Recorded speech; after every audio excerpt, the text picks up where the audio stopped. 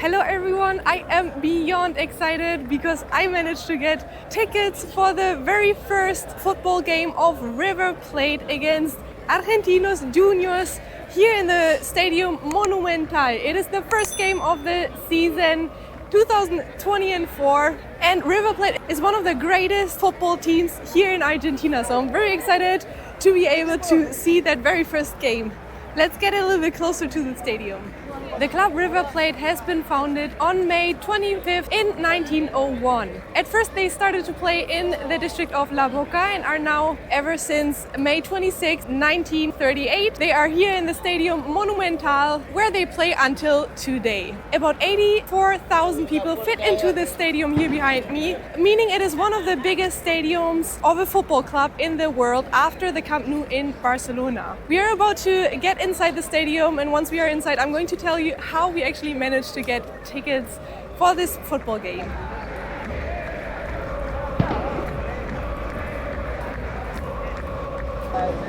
The game is about to start in 1 hour more or less. The stadium is filling up. It was a whole spectacle to get to this stadium. Actually, there are lots of fans in the street. It is kind of crazy. And I am excited about what is awaiting me here inside the stadium during the game.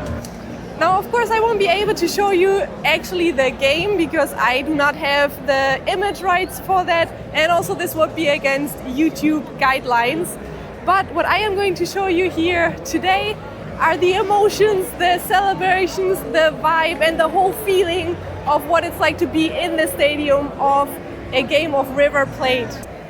As in all football stadiums around the world, you can of course also buy here typical food of Argentina, which is what you can also get on the streets. This is typical street food of Argentina, which are, for example, some empanadas and probably also at some places sandwiches and the typical snacks. In 1931, the club has earned the nickname the Millionaires because they invested in Carlos Peoselle, which was a very good and also very expensive player at that time. It cost the club 10,000 pesos, which to be honest today sounds a little bit ridiculous since that's less than $10, but at that time it was a huge amount of money and a very expensive investment. Nowadays the football stadium is located in a district that is a very good district of Buenos Aires, and people of the upper middle class live here in this area. Let's talk a little bit about how I actually managed to get tickets for this game. I actually had to become a member of the club because the chances to get actually a ticket without being a member are really low. Now it is super easy to become a member of the club. You can actually do it online and you would have to pay more or less $8 for the membership for 1 month. That is what I did. I got the membership for only 1 month. Of course you can do it for 1 year as well, but that only makes sense if you actually live here. So I got it for 1 month, and then once they started to sell the tickets, you can enter their webpage and buy your ticket. Now in my case, it was actually impossible to get a ticket on that very first day because obviously a lot of people enter the webpage and are trying to get a ticket. So I was a little bit frustrated that first day because I thought this is going to be impossible. But then 2 days later, I checked the webpage again, and actually there were seats available, and I managed to get one of them. There's still 45 minutes missing until the start of the game, but both of the teams are already on the field warming up. As I mentioned before, today they are playing against Argentinos Juniors. That, by the way, was the first professional team for which Maradona has played here in Argentina.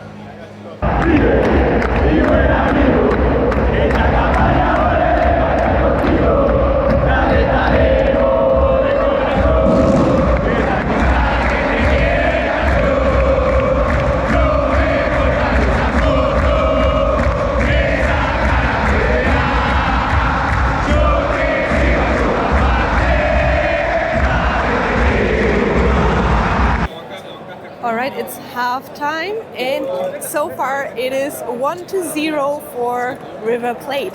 I'm with the right team so far.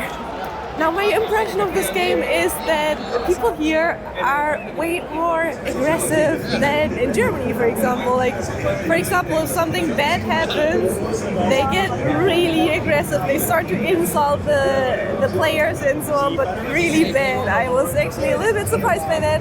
They even have a song where they sing something like "We will kill Boca" or something like that. I'm not sure about the exact words, but I was surprised to hear that because that is something absolutely impossible in Germany. Boca is the biggest rival of River Plate, so that's why they have that song. But still, in Germany, that would be like a threat of someone's life. Even though this may not be serious, it is just a song, right? But you never know. In Germany, we don't joke with that, seriously. That's not a joke. That's serious stuff. And I think I'm pretty sure this would be forbidden. But yeah, anyway, the atmosphere here is amazing.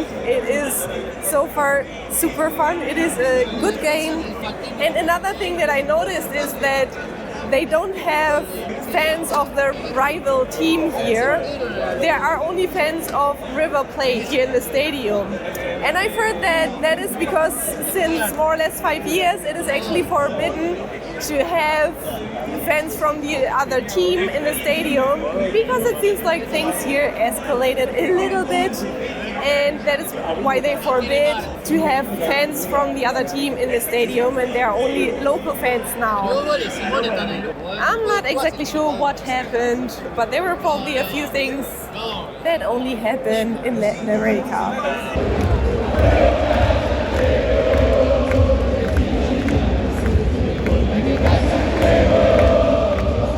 Alright, this is it. The game is over.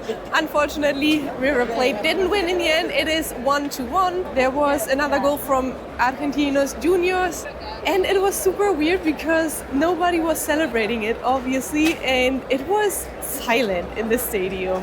Since there aren't any fans here from Argentinos Juniors, that was really strange. I've never seen it like that. For me, this was the first game outside of Europe that I have ever seen, and it was very interesting to see the differences. I think I learned a lot of Argentinian swear words here, and the whole atmosphere was really amazing. It was super fun to watch that. It was super loud all the time. The fans of River Plate are extremely supportive, and I enjoyed this a lot. The whole atmosphere and the whole emotions here in the stadium was amazing.